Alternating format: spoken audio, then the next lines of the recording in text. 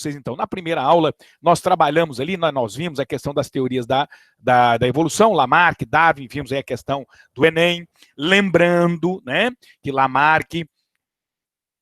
Não estão me vendo? Uai, gente. Vocês não estão me vendo, pessoal? A câmera tá, pessoal, quem não tá vendo, às vezes, a câmera, aí o pessoal tá me vendo. Obrigado, gente. Oh! Beijo, beijo, beijo, beijo, beijo. Que isso, Aninha? Não tem que pedir desculpa, não, meu coraçãozinho. Deve ser alguma coisa, às vezes, no seu celular ou no seu computador, não sei, né? Bom, galerinha, então, como eu estava dizendo a vocês, na questão das teorias da evolução, né? O Lamarck falava da lei dos desusos, transmissão dos caracteres adquiridos, e criou o conceito de adaptação, que seria, então, as mudanças dos seres vivos melhorando a chance deles sobreviverem, reproduzirem, e esse conceito de adaptação foi copiado por Darwin na sua teoria da seleção natural. Então, a diferença é que Darwin falava que os seres vivos nasceriam com algumas diferenças, e essas diferenças, o ambiente se encarregaria de selecionar naturalmente, seleção natural, os mais adaptados, ou seja, os que tinham mais chance de sobrevivência, de reprodução, o próprio ambiente se encarregaria de selecioná-los. Então, lembrando que Darwin copiou o conceito de adaptação de Lamarck, beleza? E aí, eu estava dizendo a vocês, né, para os dois indivíduos, Lamarck e Darwin, o ambiente tinha um papel importante, que seria... porém diferente, né, os papéis no ambiente para eles, mas todos os dois admitiam um papel do ambiente no seu, na sua teoria de evolução. Para Lamarck, o ambiente provocava, induzia, forçava a mudança. Para Darwin, o ambiente apenas selecionava os que já nasciam diferenciados, tá? Então, lembrando para mim, o grilo é verde porque vive na grama. Está dizendo que a grama verde fez o grilo ficar verde. O ambiente provocou a mudança do grilo, na coloração dele, Lamarck. Para Darwin, como é que seria a frase? O grilo vive na grama porque é verde. Ele sempre nasceu verde, estando na grama ele ficaria camuflado e teria mais chance de sobrevivência, de alimentação e reprodução. Beleza? Bom, agora nós vamos resolver aqui um outro problema, que também já foi questão do Enem, que eu queria muito... e passa despercebido por vocês na hora das provas, que é isso aqui, ó. Pessoal, como eu falei para vocês, vocês estão vendo a minha tela. Mais uma vez, vou interromper aqui. Quero ver se vocês viram essa telinha. Se estão me vendo, alguém pode me ajudar e responder para mim, por gentileza. Vocês viram aquela telinha para mim? Beleza, Davi? Show de bola. Obrigado, valeu, galera. Então, vou voltar lá. Qual foi o nosso segundo problema, tá? Então, o primeiro problema é lembrar que o conceito de adaptação foi de Lamarck e Darwin copiou esse conceito. O segundo problema é o seguinte, quando Darwin explicou, né, a questão da teoria da seleção natural, ele disse, então, que organismos nasceriam diferenciados e o ambiente se encarregaria apenas de selecionar o mais adaptado. Não o mais forte, não o melhor, o que tivesse mais chance de sobrevivência. Não necessariamente é o mais forte, é o mais bonito, nada a ver isso aí. O que tivesse mais chance de sobrevivência. Bom, quando Darwin explicou isso, né, defendendo a sua teoria, lá o livro, né, Origem das Espécies e tal, foi numa explanação na Inglaterra, um monte de gente na sala lá, professores e tal, comunidade científica, e aí a galera levantou e falou assim, ô Darwin, como surge a variabilidade nas populações? Resumindo, Darwin falava que os seres vivos nasciam diferentes e o ambiente selecionava o mais adaptado, que tivesse mais chance de sobrevivência. Aí veio a pergunta, tá, Darwin, mas como que eles nasciam diferentes? Nasciam diferentes com mágica? Plim! Aí nasceu um indivíduo diferente. A girafa nasceu pescoçuda por mágica? Resultado, na época, pessoal, o Darwin só disse assim, né? Brincadeira. Boa pergunta, tá? Pessoal, o Darwin não sabia responder. Por quê? Porque na época de Darwin não se conhecia, não se tinha a menor noção de genética, não se imaginava a existência do material genético. Então, o Darwin é como se eu contasse para vocês, terceirão, pré-ENEM, é como se eu contasse para vocês a história do Chapeuzinho Vermelho e em momento nenhum eu citasse o lobo mau. Resultado, fica faltando um pedaço. Quem é que pegou a vovozinha, quem é que comeu a vovozinha, fica faltando um trem ali. Resultado, a mesma coisa foi a teoria de Darwin. Muito bacana, o organismo nasce diferente, o ambiente vai selecionar o que tiver mais chance de sobrevivência, mas como que ele nasce diferente? Aí o Darwin, obviamente, não respondeu, porque ele não fazia a menor ideia, nem se conhecia genética, nem se imaginava a existência de um material genético do DNA. Muitos anos depois, quando descobriu-se a genética, Gregor Mendel, né, o pai da genética, descobriu-se o material genético, a função do DNA, do RNA, aí criou-se o conceito de mutação, tá? E recombinação gênica. A mutação são modificações aleatórias. O material genético é o responsável pelas nossas características. A mutação é quando esse material genético sofre alguma modificação aleatória. Você pode provocar, igual a pessoa me pergunta, Marco, mas eu tenho radiação que pode causar mutações, eu tenho substâncias químicas que podem causar mutações, inseticidas que podem causar mutações, perfeitamente, mas você nunca conseguirá fazer a mutação, ou pelo menos, né, é quase impossível que você faça a mutação para aquilo que você quer. Você não tem como acontecer isso. Eu quero fazer uma mutação no indivíduo para ele ter brânquia, para ele poder respirar dentro d'água. Você vai tentar com substância química, radiação, o diabo que for, sua vida inteira. Você vai criar tumores, cânceres, deformações. Com quase 100% de certeza, você não vai conseguir a mutação que você quer para criar brânquia. Isso acontece ao acaso. Simplesmente o material genético sofre mutações, modificações e gera essas diferenças nas características. Então, no pré-ENEM, estava explicado a falta, a situação que faltava para completar a teoria do Darwin. Como que os seres vivos nasciam diferentes? Por mutação e recombinação gênica. São dois fatores que geram o aumento na variabilidade, na diferença dos seres vivos. Então, quando eles completaram, então, a teoria do Darwin, com esse conceito que apareceu depois, eles criaram darwinismo, neo é novo, ou teoria sintética da evolução, que seria os conceitos do Darwin somado àquilo que faltava, a explicação da variabilidade genética. Então, eu queria mostrar para vocês, eu queria que vocês entendessem uma situação aqui para mim. Eu vou tentar ver se eu consigo mostrar para que vocês possam perceber uma determinada situação. Eu só ver se eu acho aqui, eu não estou achando. Não estou achando. Bom, imagina para mim a seguinte situação. Eu tenho aqui na minha mão, não sei se vocês vão conseguir ver, duas pilhas, tá? Elas são exatamente iguais. Se eu lhe perguntar qual é a melhor, responder para mim. Por quê? Porque elas são iguais. Elas são exatamente iguais. Qual que é a melhor? Não tem jeito, elas são iguais. Aí, pessoal, vem o problema que eu quero que você entenda. Todas as pilhas iguais, não tem como haver a seleção natural, não tem como haver a separação do mais adaptado, que tiver mais chance, porque eles são iguais, não tem jeito. Aí, imagina para mim que por mutação surja uma pilha diferenciada, uma terceira, uma segunda forma de pilha, uma pilha diferente.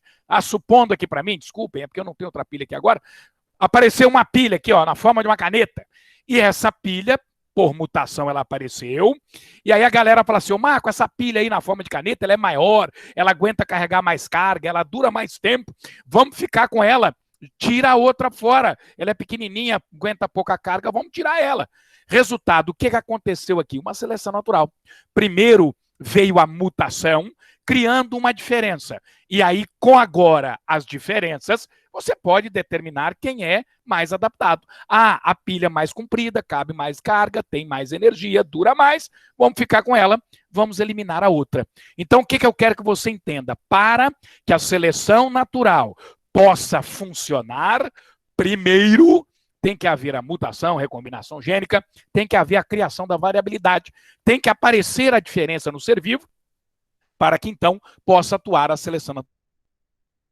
Para mim, pessoal, então, primeiro erro que eu queria que você lembrasse. O conceito de adaptação foi criado por Lamarck e copiado por Darwin. Segunda situação.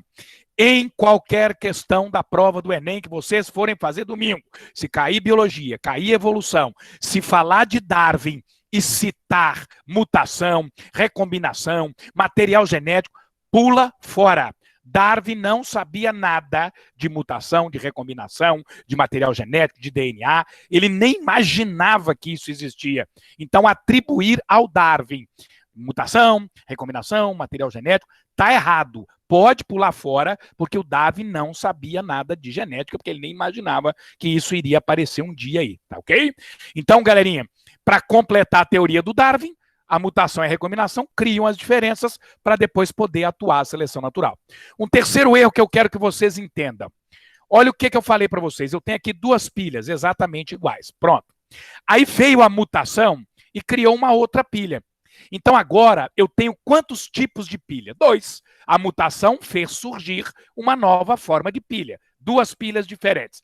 Então a mutação aumenta a variabilidade. A mutação aumenta as variações dos seres vivos.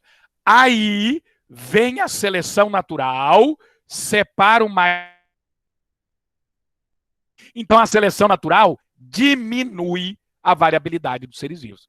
Muita gente não consegue enxergar isso. Entende a seleção natural como uma coisa sempre boa. Então, quando você fala assim, a seleção natural diminui a variabilidade dos seres vivos. Não, está errado. Seleção natural é coisa boa, não diminui nada. Diminui, senhores. A mutação aumenta as variedades, a seleção natural escolhe o mais adaptado, elimina o outro, então a seleção natural diminui essas variabilidades, tá? Mutação e recombinação aumentam as variações dos seres vivos, a seleção natural diminui a variação desses seres vivos. Ok? Bacaninha? Então tá aqui, ó. Olha o que acontece. Tá aqui os seres vivos, de roxo, vem as mutações, criam indivíduos diferentes, vermelho, laranja, preto.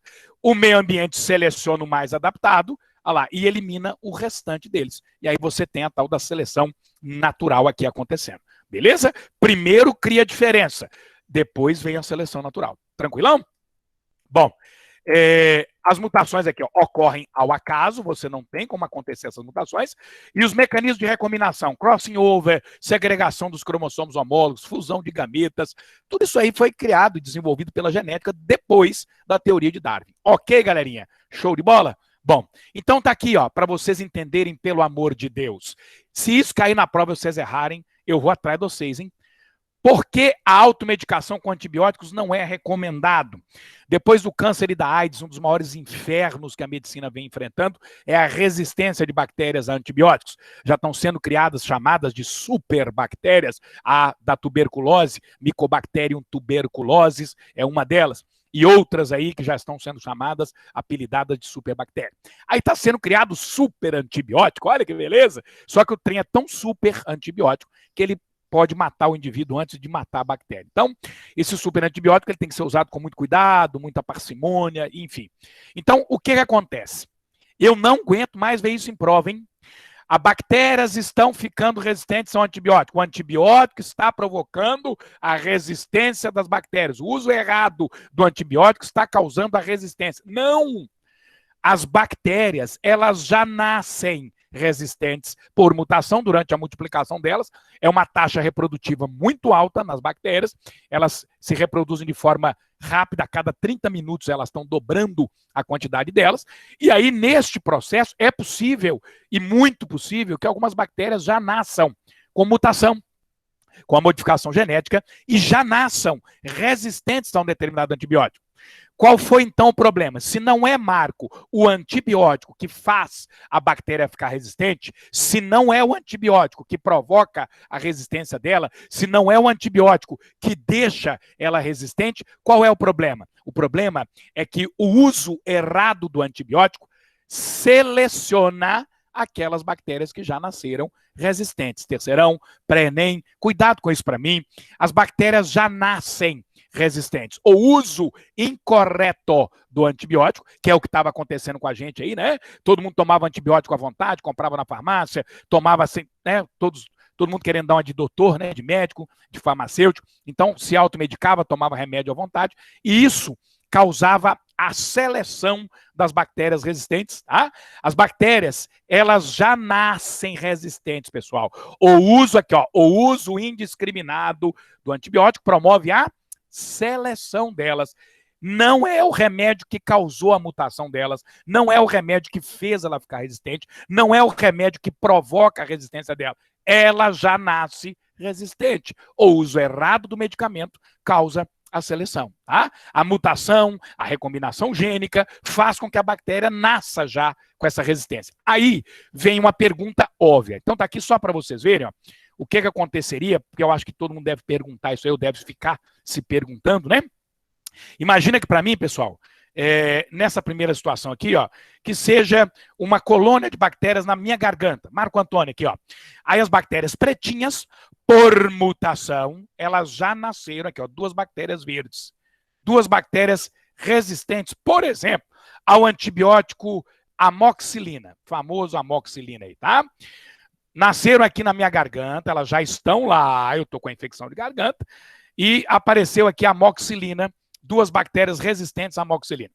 Aí o que acontece? Eu começo a tomar o medicamento. O médico vira para mim e fala assim, Marco, você vai tomar durante 10 dias, 3 vezes por dia, de 8 em 8 horas, você vai tomar amoxicilina. Aí eu vou lá, pessoal, e começo a tomar o medicamento. Tudo bem, 8 em 8 horas, tal. Quando dá 7 dias de tratamento, eu já não sinto a garganta doendo, eu já não tenho febre, já não estou me incomodando, já está tudo aparentemente legal. Eu vou lá e paro o uso do remédio. Eu tinha que tomar 10 dias, eu tomei só 7. O que aconteceu? Como eu parei antes da hora, eu matei as bactérias normais, as pretas aqui, ó, foram mortas, mas as resistentes, elas permaneceram.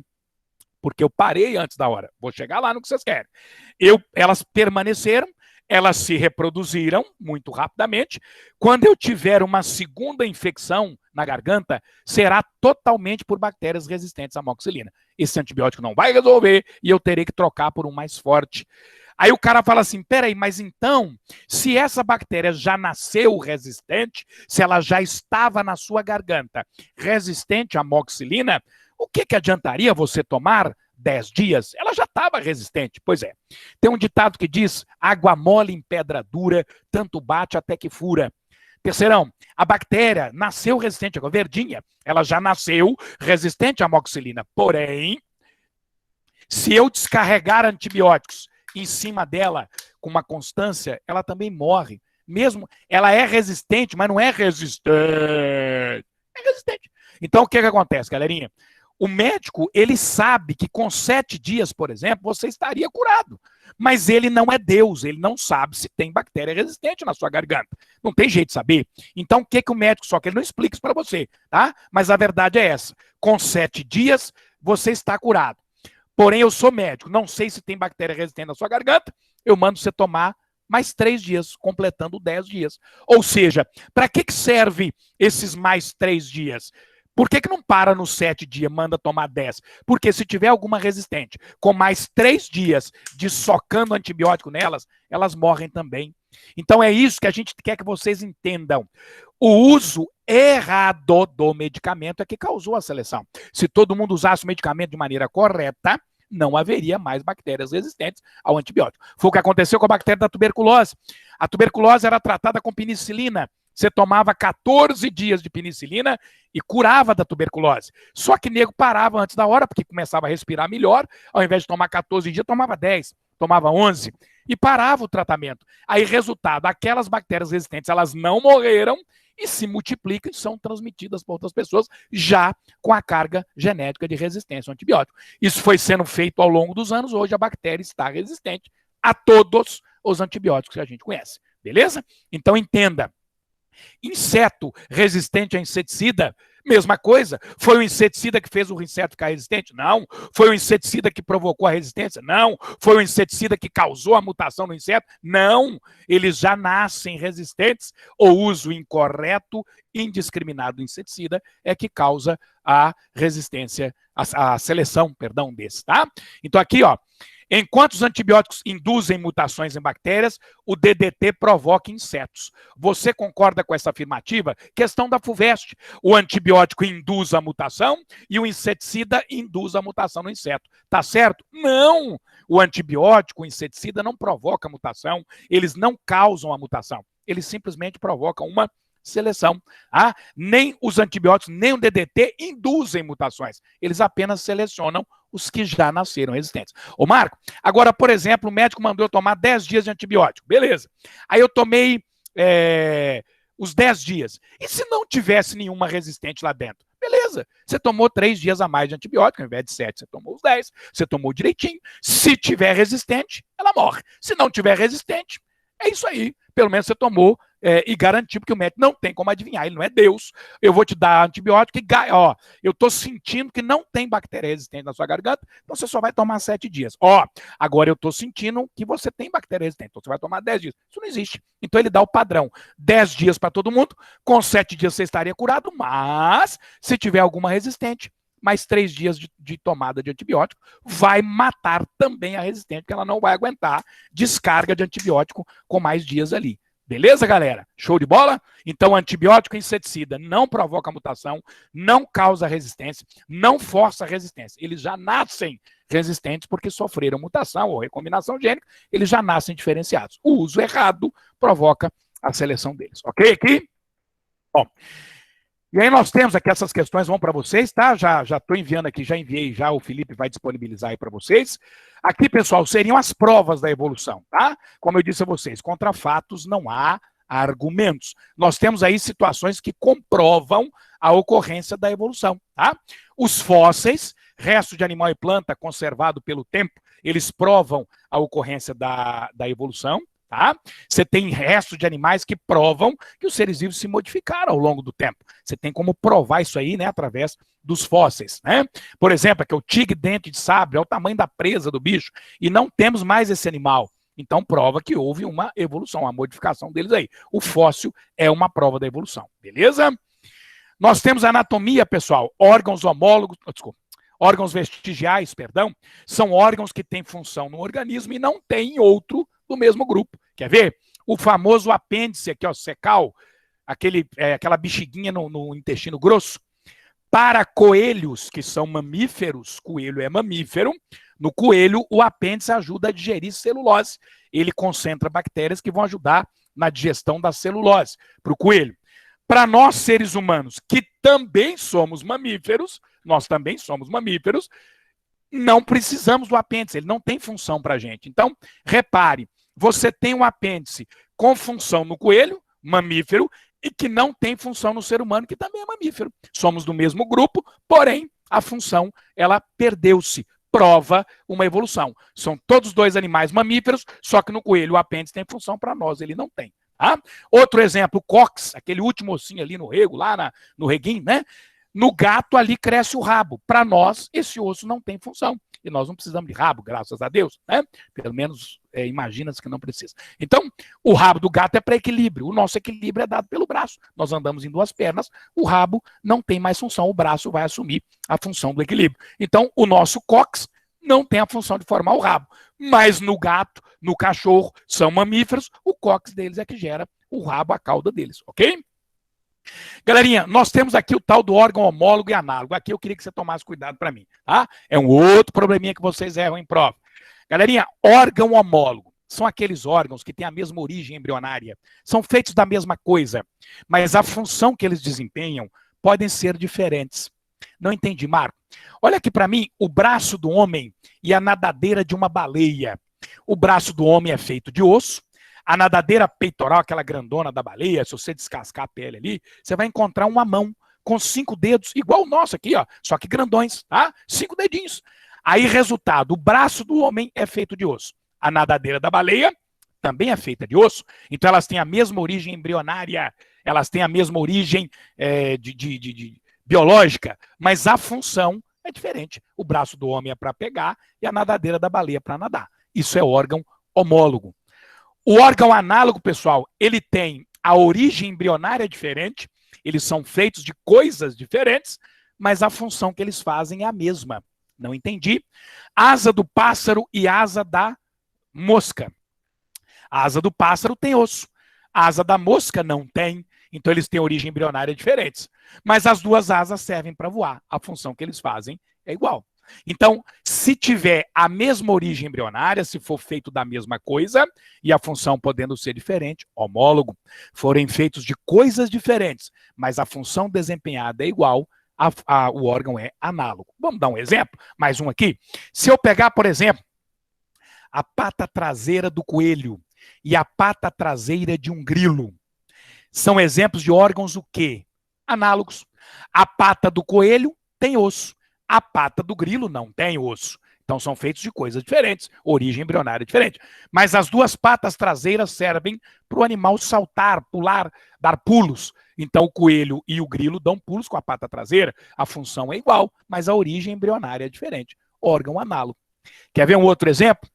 Asa, o braço do homem e a asa do morcego. O braço do homem é feito de osso. A asa do morcego também é.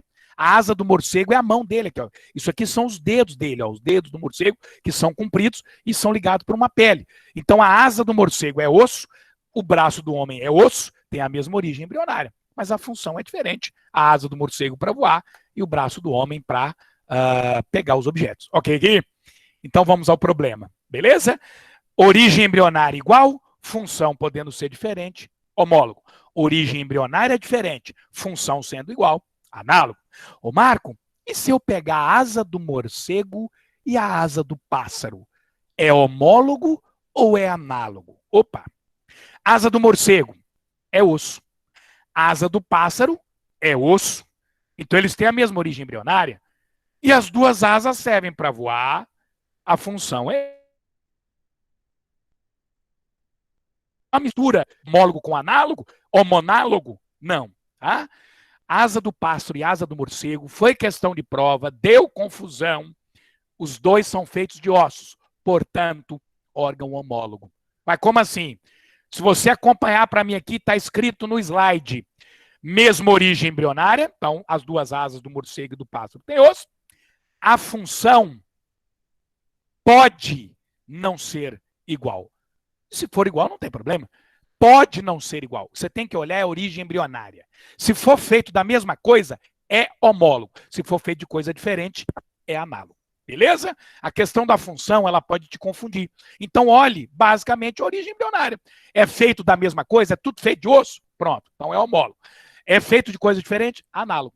Vou dar um exemplo. Você só está dando exemplo de animal? Tem algum exemplo de planta? Tem. Espinho do cacto e o acúlio da roseira. Aquele negocinho da roseira lá. Aquele espinho da roseira, aquele não é espinho, aquele é acúlio. O espinho do cacto é uma folha modificada. O acúlio da roseira é um anexo da epiderme. São duas estruturas com origem embrionária diferente, mas as duas servem de proteção porque espetam. A função é igual. Então, peraí, Marco, o espinho do cacto e o acúlio da roseira são exemplos de órgãos análogos. São feitos de coisas diferentes. O espinho da roseira, o acúlio da roseira é um anexo da epiderme e o espinho do cacto é uma folha modificada. São coisas completamente diferentes, mas a função é igual, de proteção, por causa do fato de poderem espetar. Beleza? É um exemplo de órgão análogo. Tranquilão? E aí eu tenho aqui uma dica para vocês. Órgão homólogo prova a evolução, tá, galera? Órgão análogo não prova a evolução. Que é isso, Tite? Galerinha, se você tem os órgãos com a mesma origem embrionária, quer dizer que você tem uma aqui, ó, evidência de ancestral comum. Então, prova uma evolução. Agora, o órgão análogo, porque o pássaro tem asa para voar e a mosca tem asa para voar, um é parente do outro, que é isso? A ave é um cordado, a mosca é um artrópode. Tem nada a ver um com o outro, tá? Porque o coelho e o grilo são parentes? Não, o coelho é um mamífero, o grilo é um artrópode, tem nada a ver uma coisa com a outra. Então, órgão análogo não é prova de evolução. O homólogo é. O órgão homólogo prova a evolução, a mudança dos seres vivos ao longo do tempo. O análogo não, tá? A gente coloca só para vocês entenderem o que é análogo e homólogo e para no final mostrar que o análogo não é prova de evolução. O homólogo é. Beleza? Galerinha, e aqui nós temos, para fechar a historinha para vocês, a tal da especiação. Pessoal, a especiação são mecanismos que vão levar à formação de novas espécies. Caiu na prova do Enem. Como eu disse a vocês na primeira aula, foi considerada uma questão difícil. Nós vamos fazer ela aqui agora. Vocês vão ver que não tem nada de difícil, tá? É só entender a especiação. A especiação é você formar uma nova espécie. Para acontecer a especiação, terceirão, tem que ter dois eventos. Nesta ordem. Eventos consecutivos. Nessa ordem que eu vou te falar. Para formar uma nova espécie. Primeiro, tem que haver um isolamento geográfico e depois um isolamento reprodutivo. Que palhaçada é essa? Então vamos lá. Isolamento geográfico. Para acontecer a formação de uma nova espécie, Uma população, ela tem que ser separada por alguma barreira geográfica. Abismo, rio, mar, montanha, a floresta, alguma barreira geográfica tem que separar a população. Por exemplo, você imagina que nós aí, né, na sala, né, homens e mulheres e tal, e aí houve um terremoto e a sala dividiu no meio. Tem um abismo agora no meio da sala. Ficou homens e mulheres de um lado, homens e mulheres do outro, e o abismo no meio, que não dá para passar de uma parte da sala para outra, porque o abismo não permite. Esse abismo é um isolamento geográfico. Nós éramos um grupo só, de homens e mulheres, todo mundo junto, e agora viramos dois grupos. Homens e mulheres de um lado, homens e mulheres do outro, e o abismo, a barreira geográfica. Beleza? Então tem que haver primeiro isolamento geográfico. Uma barreira geográfica tem que separar a população.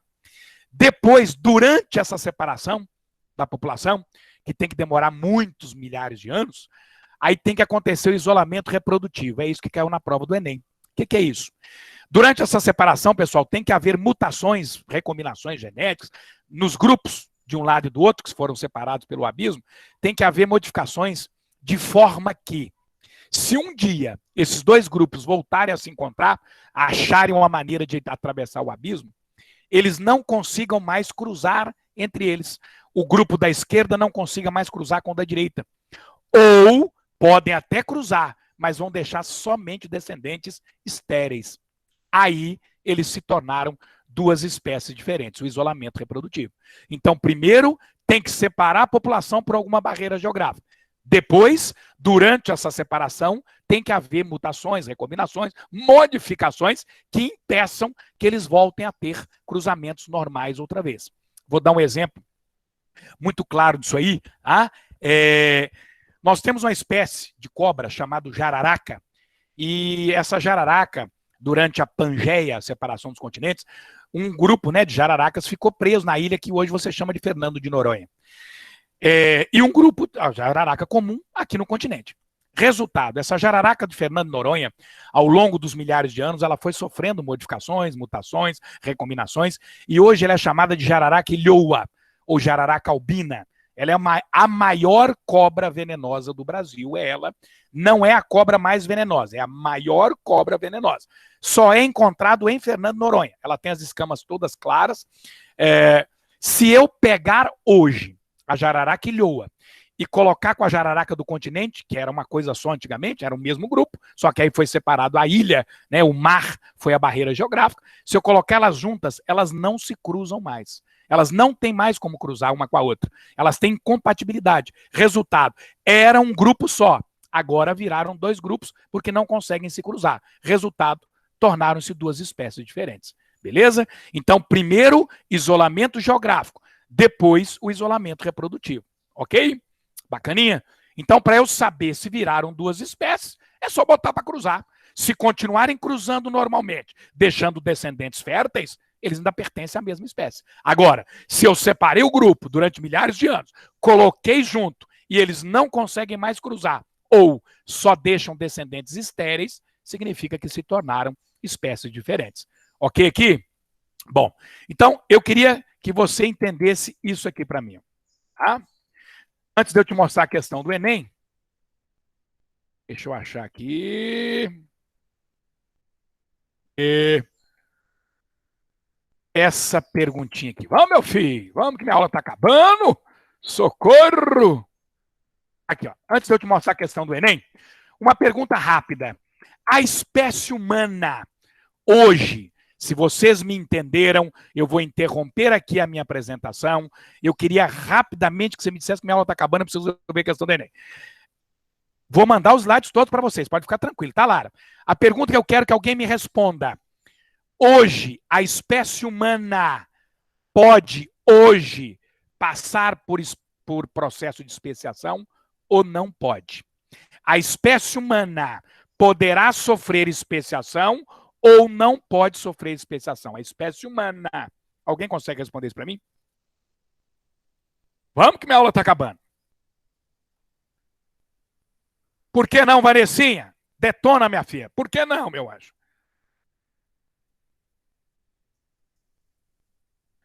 Pois é, o João Pedro acha que talvez possa. Pois é, o problema é esse, pessoal. Isso, Vanessinha. Show de bola, meu anjinho. Galerinha, O primeiro passo para ter especiação é o isolamento geográfico. Eu falei que tem que ser nessa ordem. Primeiro isolamento geográfico, depois isolamento reprodutivo. A espécie humana hoje, graças à tecnologia, nós não temos mais isolamento geográfico. Por exemplo, se eu quiser casar com uma mulher no Nepal, depois de amanhã, eu quero casar com uma mulher lá no Nepal, tá? Eu posso pegar aqui um avião, vou até tal lugar, depois eu pego um barco, depois eu pego um helicóptero e chego lá no raio do Nepal e vou casar com a mulher. Não existe mais para a espécie humana o isolamento geográfico. Não há nenhuma região que a gente não possa chegar de alguma maneira, tá? Graças à tecnologia. Então, nós não temos a possibilidade de passarmos por especiação. Por quê? Porque não temos mais isolamento geográfico. É impossível. Não existe isolamento de população. Se você lembrar, antes das grandes navegações, se eu trouxer para você um índio, você vai saber que é índio, pelas características. Um japonês, você vai saber. Um negro africano, um europeu. E existia característica. Europeu, louro, alto, do olho claro. O índio, cabelo liso, cuiazinha, bonitinho, pele mais morena. O negro africano, bem, né? Bem negra mesmo, geralmente com o nariz um pouco maior, cabelo lisinho.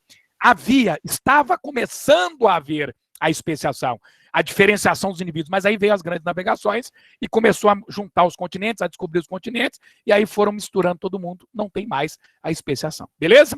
Bom, então vou resolver aqui a questão do Enem com vocês, que é isso aqui, ó. Ô, Cacildo, vamos que minha aula tá acabando, Tite. Pessoal, a questão do Enem, ela fala isso aqui, ó. O processo de formação de novas espécies é lento, repleto de nuances e estágios intermediários, havendo uma diminuição da variabilidade entre cruzamentos. Assim, plantas originalmente de uma mesma espécie, que não cruzam mais entre si, podem ser consideradas como uma espécie se diferenciando. Um pesquisador realizou o cruzamento entre 9 populações, denominadas de acordo com a localização onde são encontradas, de uma espécie de orquídea. No diagrama estão os resultados obtidos dos cruzamentos entre as populações. Considere que o doador fornece o pólen para o receptor. Aqui você tem uma figura. Galerinha, aqui temos a legenda, que é muito importante, porque nenhuma figura do Enem é colocada à toa. Doador, receptor. A linha inteira, polinização induzida bem-sucedida. Então, houve a polinização e desenvolvimento lá da semente do fruto. Se for pontilhado aqui, ó, pontilhado, doador por receptor, polinização induzida, inviável ou nula. Não deu certo. Então, ele quer a seguinte pergunta: em populações de quais localidades se observa a especiação? Lembrando, para ter especiação, eles não podem mais cruzar. Aí eles seriam considerados espécies diferentes. Então, vamos procurar em qual situação as linhas estão pontilhadas. Linha pontilhada quer dizer que não conseguiu cruzar. Então tá aqui, ó, todas as duas linhas pontilhadas, aqui, e esse aqui, ó, todas as duas linhas pontilhadas, ó. Então, aonde houve especiação? Itirapina e Peti, aqui, ó, são espécies diferentes, porque eles não conseguem cruzar. As duas situações, de um lado e do outro, não há cruzamento. E Alcobaça e Marambaia também não tem cruzamento, viraram espécies diferentes. Então, aqui, ó, Itirapina e Peti, tá aqui, Alcobaça e Marambaia, a resposta é a letra E. Viu? Uma questão considerada difícil, mas bastava você ter o conceito de especiação. O que é especiação? Eles não conseguem mais cruzar. Aí tornaram-se espécies diferentes. Então, onde houve especiação, onde não consegue mais cruzamento. De nenhum dos dois lados. Você vai reparar que tem situação aqui, ó, que o de um lado é positivo, é possível, do outro lado é pontilhado. Não serve. Quer dizer que se houve a fecundação em algumas situações, eles não são espécies diferentes. Para ser espécie diferente, não pode haver o cruzamento nem de um com o outro e vice-versa. Beleza? Terceirão, vou mandar os slides para vocês agora, tá? Queria agradecer a paciência de vocês, queria agradecer o carinho de vocês ao longo do ano, tá? Muito obrigado por tudo, pela paciência principalmente, e que Deus abençoe imensamente vocês, tá? Estou em oração, em concentração por vocês, porque o meu desejo de coração é que todos vocês consigam o que vocês querem de objetivo, tá? Eu queria muito, muito que o Papai do Céu abençoasse todos. E acho e tenho fé que ele vai abençoar todos vocês, tá? Vocês estão percebendo que está havendo muita desistência, né, das provas. Então é mais um motivo para ter o momento perfeito para vocês. Além de muita gente não ter tido aula durante o ano, e vocês tiveram, muitos estão desistindo nessa prova, e vocês estão aí. Beleza? Muito obrigado. De coração, que Deus abençoe profundamente vocês. Obrigado, fui, valeu. Eu que agradeço a todos de coração, tá? Estou em oração por vocês, que Deus abençoe. Fui, tchau galera, senão eu vou chorar.